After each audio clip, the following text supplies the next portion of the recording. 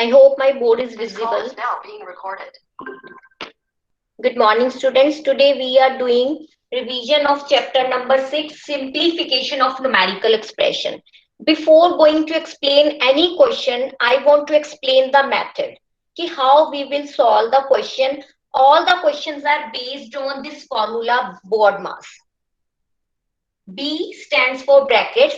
Here are four types of brackets: bar bracket, small bracket, curly bracket, rectangular bracket.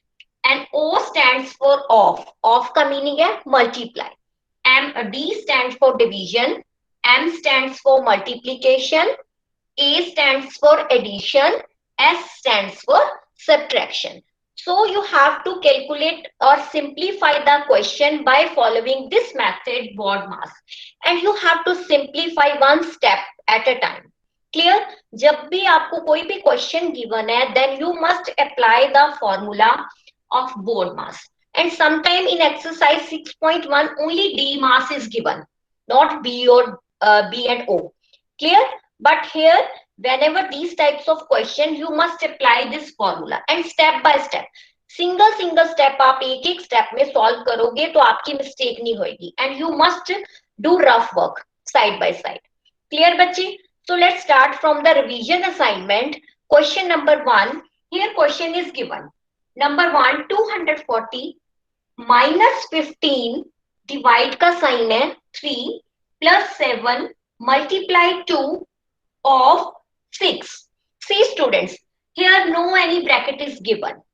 नहीं है ना, कोई भी ब्रैकेट गिवन नहीं है. तो आफ्टर ब्रैकेट हम किस चीज को सॉल्व करेंगे? राइट इन चैट बॉक्स कि ब्रैकेट के बाद किसकी टर्न आनी है? शाबाश, ऑफ की. वेरी गुड, ऑफ की टर्न आ रही है. गुड. सो हाँ जी बच्चे, आप नोट डाउन कर सकते हो नोटबुक पे तो बेटर है. क्लियर? आप साथ साथ ही नोट डाउन कर लो, इससे आपकी रिवीजन भी हो जाएगी अच्छे से. So let's start. सबसे पहले अंडरलाइन कर लेते हैं ऑफ को, बिकॉज ऑफ को सबसे पहले हमने सॉल्व करना है. Others numbers and sign will remain same, वहां पे आपकी कोई भी चेंज नहीं है. क्लियर? 240 का 240 minus 15 divide 3 plus 7 multiply 2 of 2 multiply 6. Of को किसमें चेंज कर लिया? मल्टीप्लाई में. क्लियर? नेक्स्ट स्टेप में again other numbers and sign will remain same. 2 6 are 12. Clear?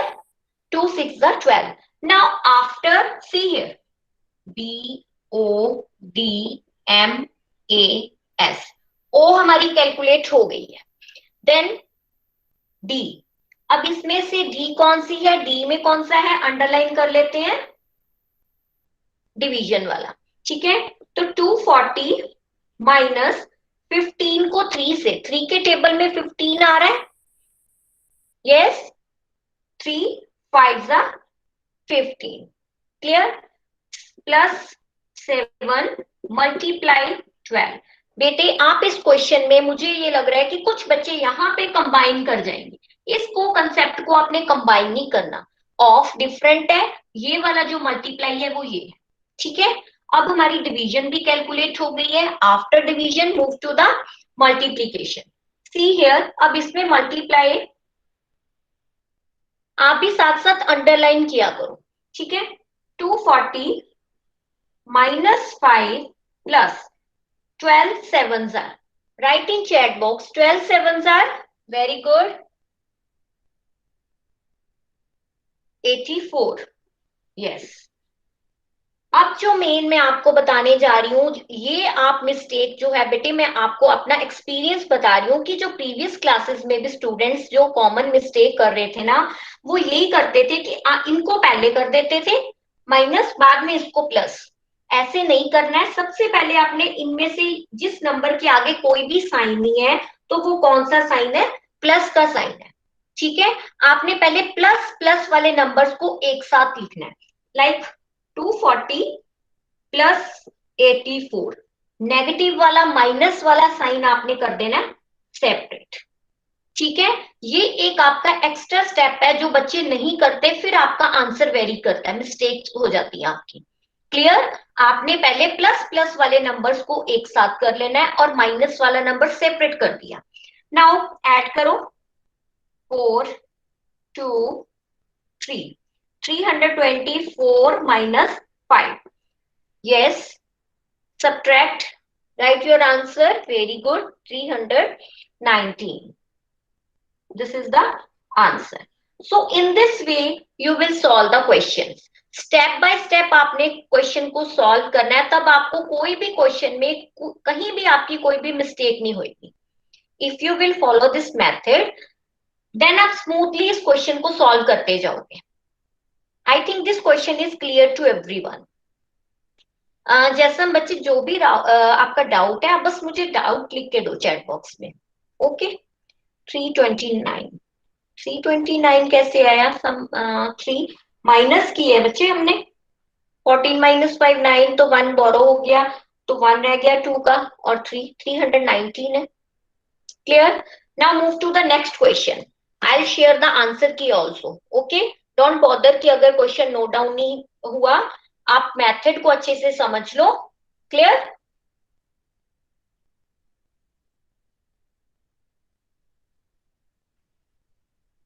One question करते हैं हम डेसिमल फ्रैक्शन का। मीन्स टू से क्वेश्चन नंबर सेकंड है आपकी असाइनमेंट में। 7 decimal point 6 plus 3 decimal point 6 divide by 3 multiply 0 decimal 5 minus 4। ठीक है, आई think this question is in your assignment also. Page number 12 पे भी है, उसमें से भी मैंने बच्चे आपको मिक्स्ड क्वेश्चंस दिए हैं।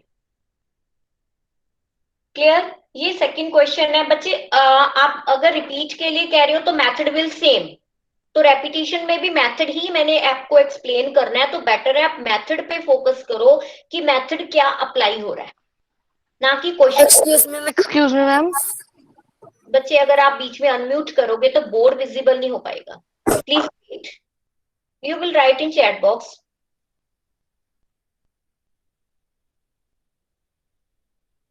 हाँ जी, so for the decimal fraction here no any bracket and no any off concept, तो we will start from D। D से स्टार्ट किया तो division, other number will remain same, divide करो, डिवाइड करके answer दो। वेरी गुड, शाबाश। 1.2 answer Gurpreet Kaur ID से है, वेरी गुड, शाबाश। मनजोत ने भी आंसर कर दिया। Multiply 0 decimal 5 minus 4। Clear? After D multiply, multiply है दीज टू नंबर्स।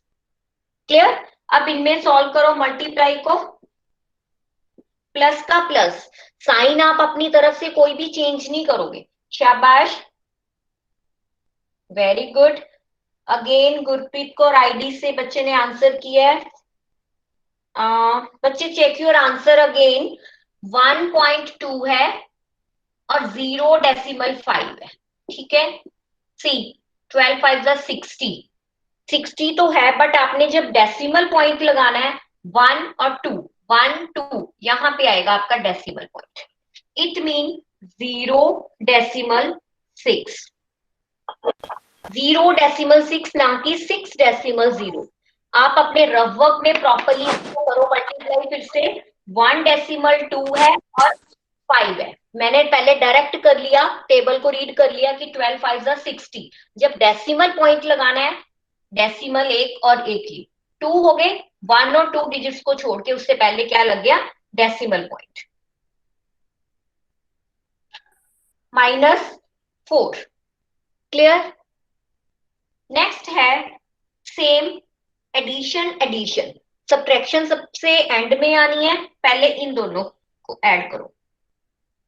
अब जब आपने इसकी भी एडिशन करनी है ना बेटे, चेक करो 7 डेसिमल 6 को 0 डेसिमल 6 में प्लस करना है। डेसिमल की एडिशन, डेसिमल के नीचे आपका डेसिमल होना चाहिए। 12, 7 + 1 8, 8 डेसिमल 2 -4, ठीक है। 8 डेसिमल 2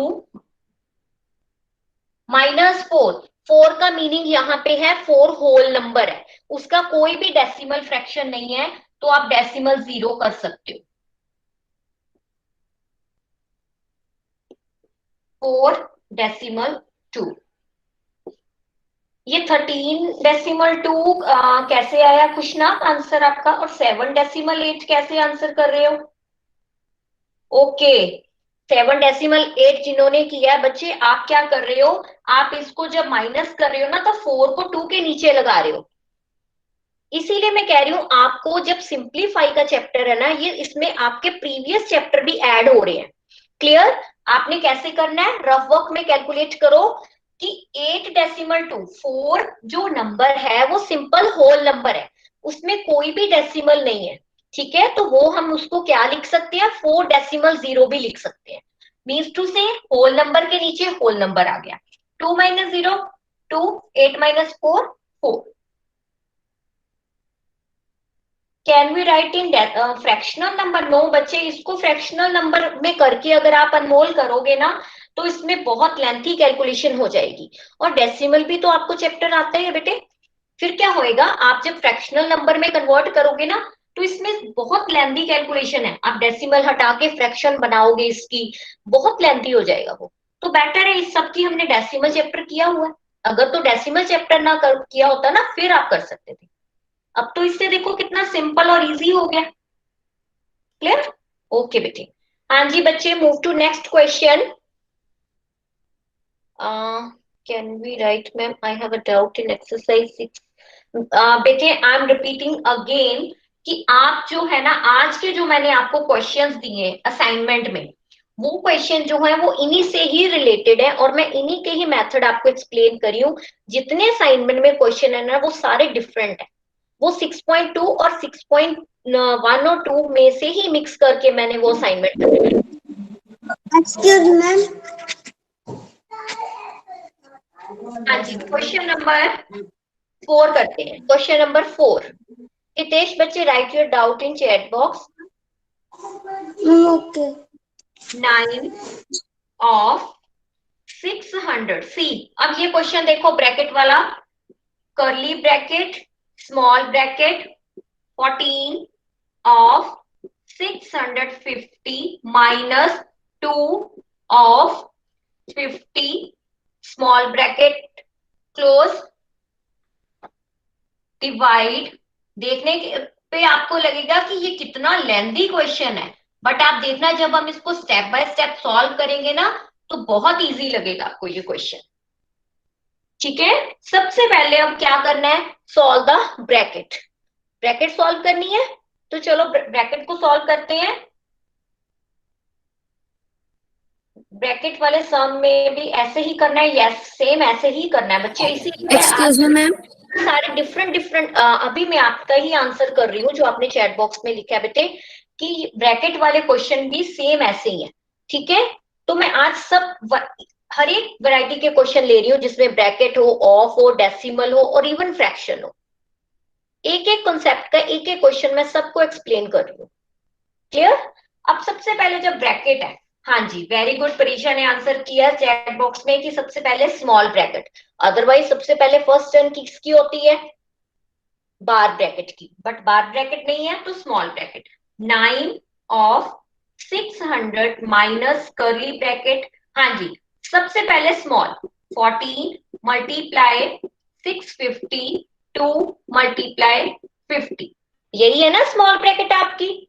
ऑफ है तो ऑफ को पहले कैलकुलेट कर लेंगे, डिवाइड का sign 3 + 4 of 250 close the curly bracket. 9 of 600 minus, अब इन दोनों को मल्टीप्लाई करो, शाबाश, राइट योर आंसर। 14 को 650 से मल्टीप्लाई करो, रफ वर्क में जैसा अभी तो बच्चे मैं ये क्वेश्चन स्टार्ट ही किया एक्सप्लेन करना। वेरी गुड, 9100 एक बच्चे ने आंसर किया है गुरप्रीत कौर आईडी से। बच्चे राइट योर नेम ऑल्सो, आप सबसे पहले आंसर कर रहे हो आज, वेरी गुड। माइनस टू को 50 से किया 100, डिवाइड का साइन 3 प्लस 4 ऑफ 250। सी, अब मैंने हर एक स्टेप में क्या किया आप नोटिस कर रहे हो कि मैम इसमें क्या कर रहे हैं, एक एक स्टेप को सॉल्व कर रहे हैं, बाकी और कोई स्टेप को मैंने कुछ नहीं किया। ठीक है, 9 ऑफ 600 माइनस, सबसे पहले अब करली ये स्मॉल ब्रैकेट रिमूव कर देते हैं। 9100 में से 100 माइनस किए 9000, स्मॉल ब्रैकेट रिमूव हो गई, सॉरी यहाँ पे स्मॉल ब्रैकेट रिमूव हो गई, डिवाइड का साइन 3 प्लस, अब हम यहाँ पे क्या करेंगे, करली ब्रैकेट को सॉल्व करना है, तो करली ब्रैकेट के बीच में ऑफ आ रहा है, करली ब्रैकेट में ऑफ आ रहा है, तो अब हम ऑफ को यहां पे कर सकते हैं कि 2 मल्टीप्लाई 250। ठीक है, क्योंकि अब हम किसकी टर्न है, करली ब्रैकेट को सॉल्व करना है बेटे। जो हाँ okay Hitesh, I have noted down, yes. अब इसमें क्या है, आप इन दोनों को कंबाइन सॉल्व करना है तो कर सकते हो कि ये आ गया 3000, ये अब हमने क्या करनी है, करली ब्रैकेट सॉल्व कर रहे हैं। ठीक है, तो ये आ गया 3000 प्लस इन दोनों को मल्टीप्लाई किया तो आ गया 1000। गॉट माई पॉइंट कि कैसे हो रहे हैं क्वेश्चन, एक एक स्टेप को हम कर रहे हैं। 9, अब यहाँ पे करली ब्रैकेट हमारी सॉल्व हो जाएगी, 9 ऑफ 600 माइनस करली ब्रैकेट हो गई 3000 प्लस 1000 4000। ठीक है, अब इन दोनों में से ऑफ को हटाते हैं, 9 मल्टीप्लाई 600, 9 मल्टीप्लाई 600 कितना हो गया 5400 minus 4000 is equal to 1400 answer. Yes, I am repeating again. बच्चे इस क्वेश्चन को मैं फिर से एक्सप्लेन कर रही हूँ, लिसन केयरफुली। ये क्वेश्चन आप ये समझ लो कि ये सब क्वेश्चंस का हेड है। इस क्वेश्चन में आपको सारे कॉन्सेप्ट भी आ जाएंगे। क्लियर, क्या करना है, एक एक स्टेप को सॉल्व करना है बॉड मास के अकॉर्डिंग। सबसे पहले we should remove the bar bracket, bar bracket is not given in this question, तो we will remove the small bracket. So small bracket की जितनी भी कैलकुलेशन है वो करेंगे। अगर स्मॉल ब्रैकेट में ऑफ का कॉन्सेप्ट आ रहा है तो पहले ऑफ को करेंगे, अगर स्मॉल ब्रैकेट में मल्टीप्लाई आ रहा है तो मल्टीप्लाई, डिवाइड आ रहा है तो डिवाइड, जो भी जिस ब्रैकेट में साइन गिवन है हमने उसको पहले सॉल्व करना है। ठीक है, इन दोनों को ऑफ को मल्टीप्लाई, सेम यहाँ पे मल्टीप्लाई किया, मल्टीप्लाई करके हमारा ये आंसर आया और इसका 100। फिर हमने स्मॉल ब्रैकेट की ही मैं अभी कैलकुलेशन बता रही हूँ, इन दोनों को माइनस किया तो आ गया 9000। ठीक है, स्मॉल ब्रैकेट रिमूव हो गई क्योंकि उसकी कैलकुलेशन आ गई है हमारे पास। उसके बाद सेम वही नंबर, डिवाइड का साइन प्लस 4 2 ऑफ। अब हम करली ब्रैकेट को सॉल्व करने लगे हैं, तो करली ब्रैकेट में जो नंबर गिवन है उसके अकॉर्डिंग हम सॉल्व कर लेते हैं, 4 मल्टीप्लाई 250। ठीक है, इन दोनों को कर लिया और इन दोनों को डिवाइड कर लिया, जो अब करली ब्रैकेट में आया ऐड, दोनों को ऐड कर दिया। अब बाहर ऑफ का कंसेप्ट है तो पहले ऑफ को सॉल्व कर लेते हैं, वो आ गया 54 माइनस 4000, देन आ गया आंसर हमारा 1400। राइट इन चैट बॉक्स कि this question is clear.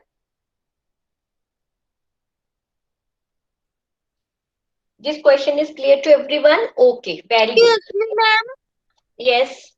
Ma'am एक बार ब्रैकेट का भी एग्जांपल दे दो। सेम है बच्चे, सेम क्वेश्चन है, पहले आप रिवीजन असाइनमेंट के क्वेश्चन कर लो। हाँ जी बच्चे, Hitesh is asking about the question number 6। Okay, revision assignment में से एक और क्वेश्चन सॉल्व कर लेते हैं। This is the last question, because जो फोर्थ क्वेश्चन था वो मैंने आपको बता दिया कि वो सबका हेड है, उसमें सब कॉन्सेप्ट आ रहे थे। ठीक है, 6th क्वेश्चन में क्या है बच्चे, राइट चैट बॉक्स 2 मैं रिवीजन असाइनमेंट मैम 3 की बात कर रहा हूँ। 3 विच वन? मैम जो इंटरनेशनल, मैम जो नंबर्स हैं न्यूमेरल्स। बच्चे आप हितेश, हम चैप्टर कौन सा कर रहे हैं? Simplify, and you are asking about the number fact chapter. Tell me. Yes. तो कॉल मी, ओके, आप मुझे कॉल कर लो। हाँ, क्योंकि आज बच्चे हम जो है सिंप्लीफाई की कर रहे हैं इसमें। डेसिमल कॉन्सेप्ट ही तो बच्चे मैंने एक्सप्लेन किया है। ओके, चलो एक और आ गया डेसिमल का। जिस बच्चे का भी ये डाउट है नीलम रानी के नेम से, आईडी से, ये डेसिमल का ही कॉन्सेप्ट आया है। ठीक है, तो लास्ट क्वेश्चन में आपको जो फिर से एक्सप्लेन करी हूँ वो डेसिमल का ही है। इट मीन आपको डेसिमल फ्रैक्शन की आपने रिवीजन नहीं की बच्चे प्रॉपरली। सी, अब इस क्वेश्चन में क्या है? First of all we will remove small bracket. तो मैम साइड वाला बोर्ड। मैम आपको साइड वाला बोर्ड क्लियर नहीं आ रहा। यशु, आप एक तो अनम्यूट करते हो, this is very much wrong. सब बच्चे चैट बॉक्स में लिख रहे हैं, टीचर हैं यहाँ पे बताने के लिए बेटे। Deepika ma'am, now my board is visible. It is visible ma'am. Okay, yes. इस सबसे पहले जब स्मॉल ब्रैकेट कंसीडर कर रहे हैं तो चेक करो स्मॉल ब्रैकेट के अकॉर्डिंग डी मास का फॉर्मूला कहां पे लग रहा है। See here, divide. ठीक है, डिवाइड किया तो कितना आ गया? 2 को 1 से 2 आ गया, मल्टीप्लाई 2 प्लस 1 माइनस 1। सी, एक स्टेप में मैंने एक ही क्वेश्चन एक्सप्लेन किया, डिवीजन सॉल्व किया। ठीक है, आप भी ऐसे नहीं करोगे कि एक साथ ही सारे स्टेप कर दो, फिर आपकी मिस्टेक्स होंगी। यहाँ पे भी सेम, हम दोनों ब्रैकेट को साथ ही सॉल्व कर लेते हैं because both are the small brackets ना। 2 minus 1। See, other number and sign will remain same. First step हो गया, फर्स्ट स्टेप हो गया डिवाइड का। अब चलते हैं डिवाइड के बाद मल्टीप्लाई पे। मल्टीप्लाई, 2 2 जा 4। मैंने और किसी नंबर को कुछ नहीं किया। 3 1 जा 3। किया कुछ? एक एक स्टेप में मैंने एक एक साइन को रिमूव कर रही हूं। ठीक है, अब है हमारे पास 4 प्लस 1। ये तो पता है ना सबको, आफ्टर मल्टीप्लीकेशन एडिशन 5 माइनस 1। अब इस क्वेश्चन में कैसे करेंगे हम? एक स्टेप एक्स्ट्रा लेना पड़ेगा कि ये 2 प्लस के हैं, ये 2 प्लस के हैं, तो 2 2 हो गए 4। माइनस वाला साइन अब हमने कुछ नहीं किया जिसके आगे माइनस है। ठीक है, अब हमारी स्मॉल ब्रैकेट रिमूव हो रही है। सी, 5 माइनस 1 4, 4 माइनस 3 1। स्मॉल ब्रैकेट हो गई रिमूव। सी, अब हमारी रेक्टेंगुलर भी सॉल्व हो गई। सी, है ना इजी क्वेश्चन? आप बेटे, मैं अगेन रिपीट कर रही हूँ कि आप क्वेश्चन को देख के ये मत सोचो कि ये बहुत ही लेंथी लग रहा है क्वेश्चन। बहुत इजी क्वेश्चन है सिंप्लीफाई के, आपने स्टेप को फॉलो करना है। Clear? So this is all about math class because ma'am wait कर रहे हैं एसएस के लिए भी। हाँ जी जैसम। मैम वो जो आपने फर्स्ट क्वेश्चन करवाया था, सॉरी मैम, जो भी पिछला क्वेश्चन था आपने उसमें कहा था कि जो स्क्वायर ब्रैकेट होती है वो सबसे बड़ी होती है। मैम सर्कल ब्रैकेट सबसे बड़ी नहीं होती है? नहीं, थैंक यू। बार से स्मॉल से स्टार्ट किया ना, बार फिर स्मॉल, रेक्टेंगुलर एंड में, जो बड़ी वाली वो एंड में की है हमने। ठीक है, स्मॉल की फिर कर्ली की फिर रेक्टेंगुलर बिगर, यस, उसको एंड में रखा है हमने।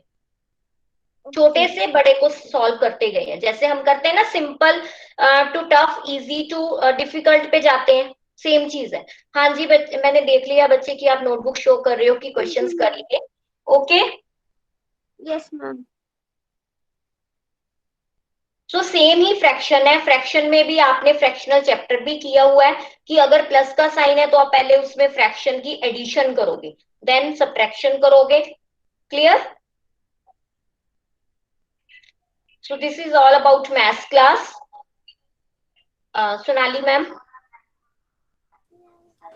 Thank you, ma'am. Thank you very much.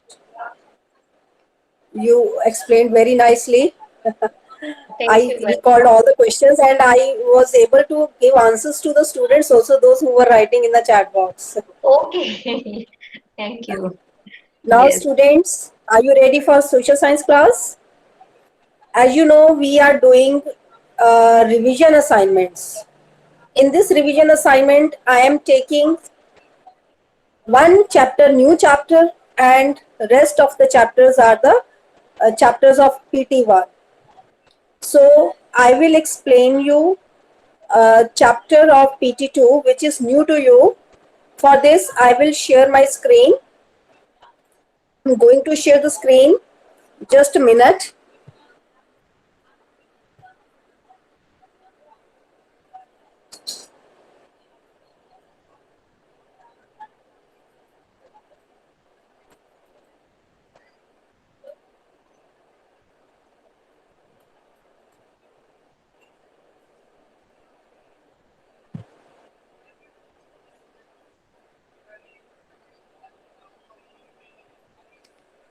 Within a minute, screen will be visible to you. And if you have any doubt, you can discuss your doubt later on in this session. I will give you time, okay? And you will write your doubts in the chat box also, side by side also I will explain. So first we are to do the chapter lesson 11, natural disasters. So first of all, let me tell you what are the natural disasters. Natural disasters होते क्या हैं? अचानक से जब कुछ danger सा आ जाता है, रिस्क आ जाता है जिसमें लाइफ का, प्रॉपर्टी का रिस्क होता है और उसके बाद बहुत डैमेज हो जाता है हमारी लाइफ को भी, हमारी प्रॉपर्टी को भी, उसको हम नेचुरल डिजास्टर्स कहते हैं। ये नेचुरल डिजास्टर्स टू टाइप्स के होते हैं, मैन मेड और natural.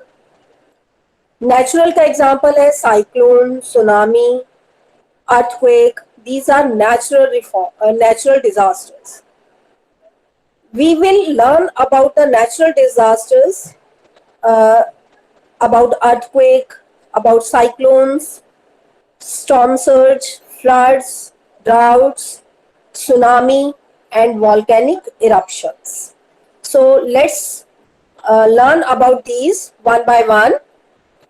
First of all, we will learn about earthquake.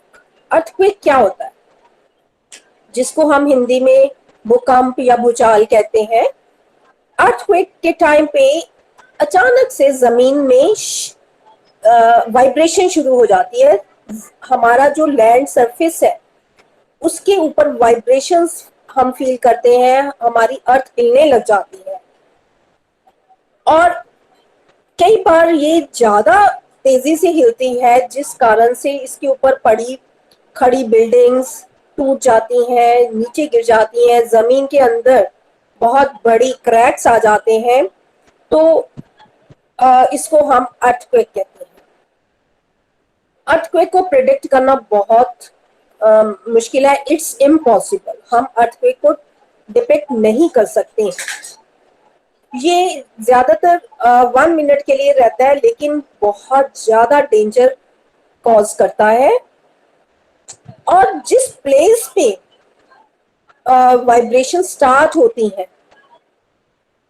जमीन के अंदर वो प्लेस होता है, उसको हम फोर्स कहते हैं। जमीन के अंदर से वाइब्रेशन स्टार्ट हुई जिसको हम फोर्स कहते हैं और उस वाइब्रेशंस को जब हम लैंड सरफेस के ऊपर फील करते हैं उसको हम कहते हैं एपिसेंटर। और अर्थक्वेक का इम्पैक्ट जो होता है एपिसेंटर पे सबसे ज्यादा होता है, लेकिन कई किलोमीटर्स तक इस वाइब्रेशंस को, कई बार इंडिया में वाइब्रेशन स्टार्ट होती हैं लेकिन पाकिस्तान तक उसकी वाइब्रेशंस को फील किया जा सकता है। सो अर्थक्वेक इज वेरी डेंजरस। उसके जब वाइब्रेशंस होती है हम इसको प्रिडिक्ट नहीं कर सकते हैं, क्योंकि अगर कोई प्रिडिक्ट कर सके तो पहले ही अपनी सेफ्टी मेजर्स अडॉप्ट कर सकता है, लेकिन इसको प्रिडिक्ट करना पॉसिबल नहीं है। हाँ, कुछ सडन चेंजेस जब फील होती हैं डॉग्स को, स्नेक्स को, क्योंकि उनकी सेंसेस बहुत स्ट्रांग होती हैं, उनको थोड़ा सा पहले 1-2 सेकंड पहले पता चल जाता है और वो ऐसा बिहेव करने लग जाते हैं, अनयूजुअल बिहेवियर उनका होता है, जिससे हमें पता चल जाता है कि कुछ गलत हुआ है, कुछ गलत होने वाला है। सो इस तरह से जो अर्थक्वेक है वो बहुत ज्यादा डेंजर कॉज करता है। अर्थक्वेक की पावर को या उसकी इंटेंसिटी को मेजर करने वाला डिवाइस होता है एक इंस्ट्रूमेंट। उस इंस्ट्रूमेंट को हम सिस्मोग्राफ कहते हैं। सिस्मोग्राफ एक तरह का इंस्ट्रूमेंट है जिसके ऊपर पेन लगा होता है और वो हर टाइम रोटेट करता रहता है, लाइंस मारता रहता है, और जब वाइब्रेशंस तेज हो जाती है तो उस पेन की स्पीड भी तेज हो जाती है और जो उसकी लाइंस है वो भी बहुत तेजी से मार्क होती रहती हैं, जिससे हमें पता चल जाता है कि अर्थक्वेक की इंटेंसिटी कितनी है, अर्थक्वेक की पावर कितनी है। सो in this way earthquake causes a lot of danger to life and property. Next we will learn about tsunami. Tsunami क्या है? सुनामी भी अर्थक्वेक का ही एक फॉर्म है। जब सी या ओशन फ्लोर पे अर्थक्वेक आता है, ओशन फ्लोर है ना, वाटर बॉडीज का जो फ्लोर होता है, वहां पे जब अर्थक्वेक आता है तो वहां पर पानी ही पानी है, तो वो पानी जो है बहुत ऊंचा उठ जाता है, क्योंकि वहां पे वाइब्रेशंस आई, वाइब्रेशंस ने पानी को हिलाया और पानी की वेव्स जो है बहुत ऊंची ऊंची चली गई, 100 फीट 200 फीट तक ऊपर चली जाती हैं और बहुत बड़ी बड़ी वेव्स जो है वो सी से बाहर कोस्टल एरियाज में आ जाती हैं। तो उस दैट कॉजेस सुनामी, हम उसको सुनामी कहते हैं। सुनामी कोस्टल एरिया में होता है क्योंकि सी वहीं पे है ना। सो सी फ्लोर जो है वो अप और डाउन मूव करता है और जिससे वेव्स जो है वो पावरफुल हो जाती हैं और बहुत ऊंची ऊंची पहुंच जाती हैं। इससे कई बार फिशरमैन जो है सी में गए होते हैं, उनको भी खतरा होता है, और जो कोस्टल एरियाज में लोग रह रहे होते हैं, उनकी बिल्डिंग्स बनी होती हैं, वो वहां पर भी काफी डैमेज हो जाता है और इस तरह से सी शोर के ऊपर इस सुनामी का बहुत ज्यादा डिजास्टर होता है। कई बार तो पानी घरों के अंदर, बिल्डिंग्स, इतनी बड़ी बड़ी बिल्डिंग्स 10th फ्लोर, वहां तक पानी भर जाता है और सारे आर्टिकल्स जो है पानी में बहने लग जाते हैं। और इसी तरह की सुनामी आई थी 26 दिसंबर 2004 में, और 2011 में भी आई थी जापान में, जिसमें बहुत सारे लोगों की डेथ हो गई थी और बहुत ज्यादा प्रॉपर्टी को भी नुकसान हो गया। Next comes floods. फ्लड्स में क्या होता है? जब बहुत तेज रेन आती है, when there is a lot of rain, continuously rain होती है 5-6 डेज तक, और हैवी रेन होती है, समटाइम्स क्लाउड बर्स्टिंग हो जाती है। क्लाउड बर्स्टिंग मतलब बादल फट जाते हैं, तो उसका सारा पानी जो है सराउंडिंग एरियाज में कलेक्ट हो जाता है, इकट्ठा हो जाता है।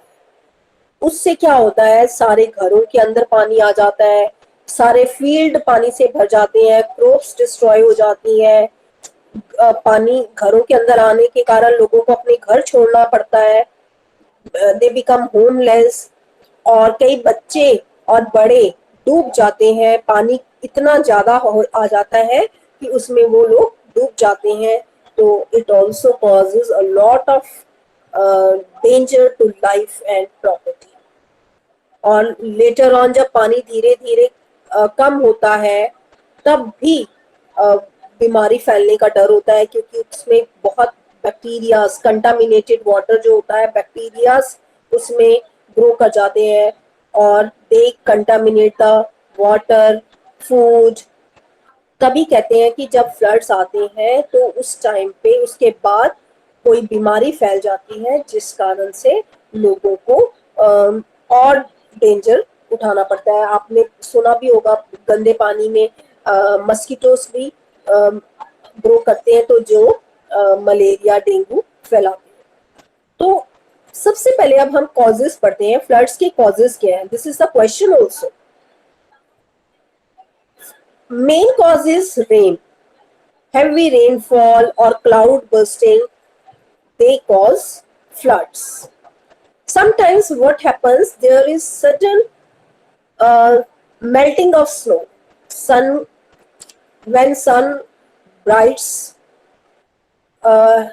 and snow gets melt, snow melt होनी शुरू हो जाती है, and when snow melts it becomes water and water goes to the rivers and rivers get overflowed मतलब उसमें उनकी कैपेसिटी से ज्यादा पानी आ जाता है और वो फिर पानी जो ओवरफ्लो वाला वाटर है वो रिवर के बैंक्स को तोड़ करके लोगों के घरों में, लोगों के खेतों में चला जाता है। और सुनामी तो अभी मैंने आपको बताया कि जब सुनामी आती है, पानी वेव्स जो बहुत हाई वेव्स होती हैं सारे कोस्टल एरियाज में इकट्ठी हो जाती हैं और वो सारी तरफ पानी ही पानी, फ्लड ही फ्लड आ जाता है। कई बार क्या होता है, लैंडस्लाइड हो जाती है। लैंडस्लाइड से हिल्स या रॉक्स टूट जाती हैं और टूट करके रोल करते करते वो रिवर के अंदर गिर जाती है। और जब रिवर के अंदर इतनी बड़ी रॉक जाएगी तो उसका पानी नेचुरली बाहर आएगा और वो लोगों के घरों में चला जाएगा और दिस ऑल्सो कॉजेस फ्लड्स। कई बार डैम्स कोलैप्स कर जाते हैं, डैम्स के अंदर क्रैक आ जाता है, डैम्स टूट जाते हैं तो उसका जितना डैम के अंदर वाटर स्टोर करके रखा जाता है, तो जब डैम के अंदर वाटर स्टोर किया हुआ है, जब उसके अंदर क्रैक आ गया या वो कोलैप्स कर गया तो वो पानी सारा निकल जाएगा और वाटर इट्स वेरी पावरफुल और वो बड़ी पावर से बाहर आता है और रास्ते में आने वाले सारे घर, ट्रीज, इन सब को अपरूट करता जाता है। So it is also very dangerous. And one more, ये मैन मेड है, फ्रैक्चर्ड पाइपलाइंस। हमने पाइपलाइंस बिछा रखी हैं जिस कारण से हमारे घरों में पानी आता है। जब वो पाइपलाइन टूट जाती है किसी भी रीजन से, जब सपोज सड़कें बना रहे हैं तो सड़क को तोड़ते हैं तो उससे बाय चांस पाइपलाइंस टूट जाती है, क्रैक आ जाता है, तो उस कारण से भी सारा जो पानी है वो सारी गलियों में, घरों में फैल जाता है। So it causes floods. Now flash floods. What are flash floods?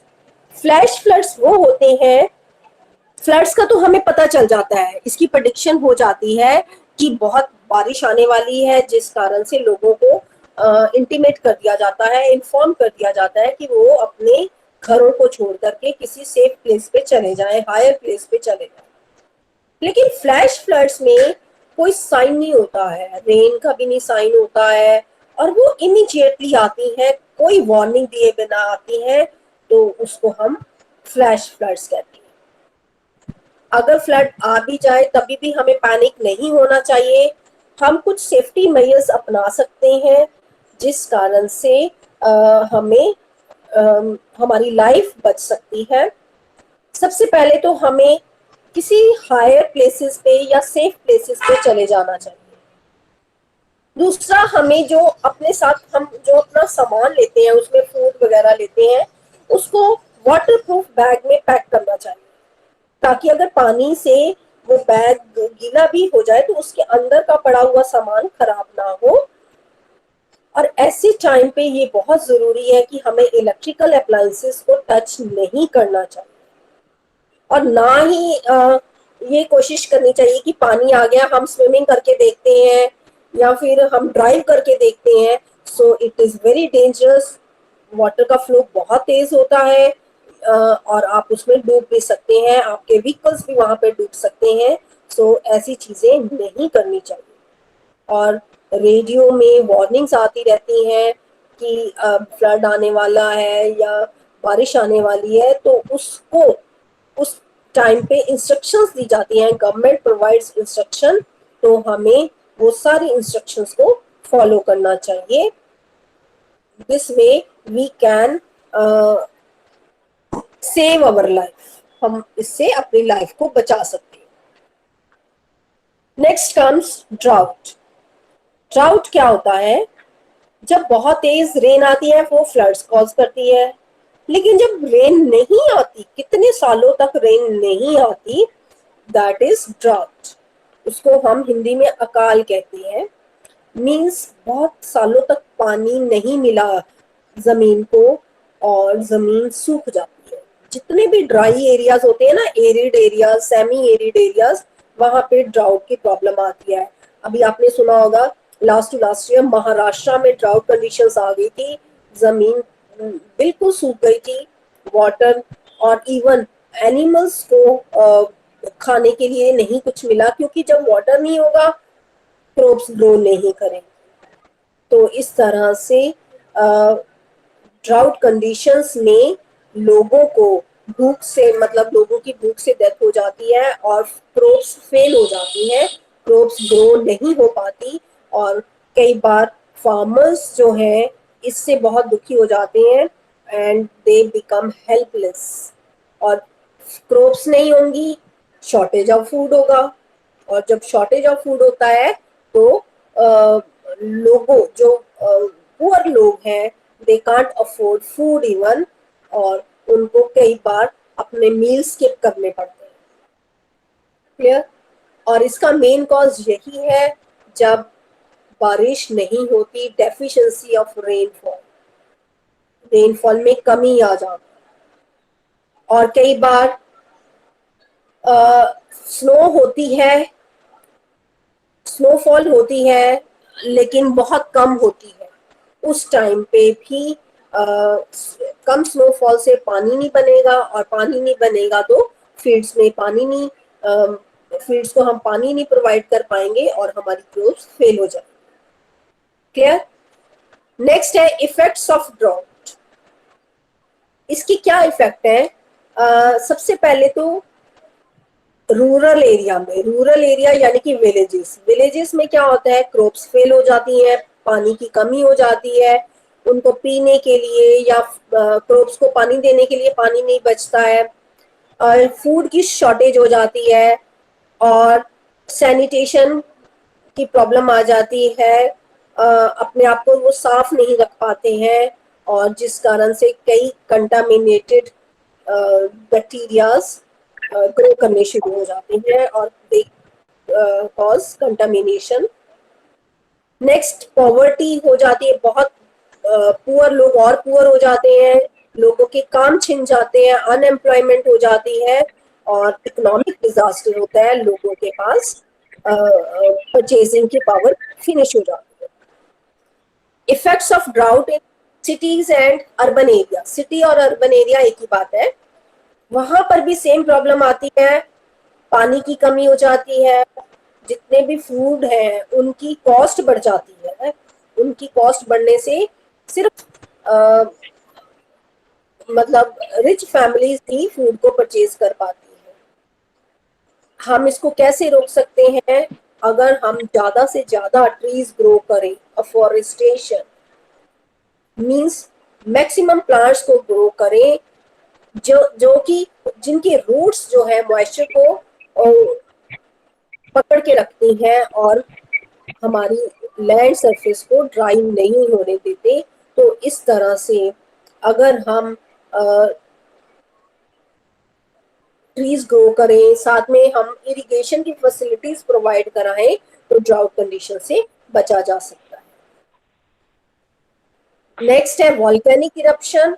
Volcanic eruption ये फॉरेन कंट्रीज में ज्यादा होती है, इंडिया में सिर्फ एक ही एक्टिव वॉल्केनो है, अंडमान एंड निकोबार में, और जो हमारा सदर्न पार्ट है ना वो भी वॉल्केनो से ही बना है, तभी यहाँ की जमीन जो है वो बहुत सख्त है, बहुत हार्ड है।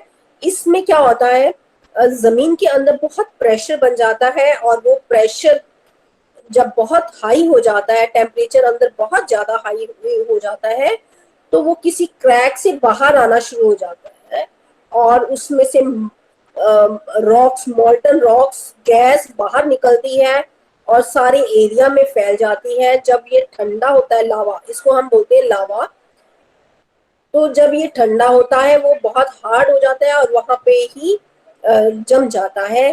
तो इस तरह से जब ये वॉल्केनिक इरप्शंस होती हैं, बहुत गैस निकलती है जिससे सफोकेशन बहुत ज्यादा हो जाती है और सफोकेशन से भी कई बार लोगों का सांस रुक जाती है, लोगों का दम घुट जाता है।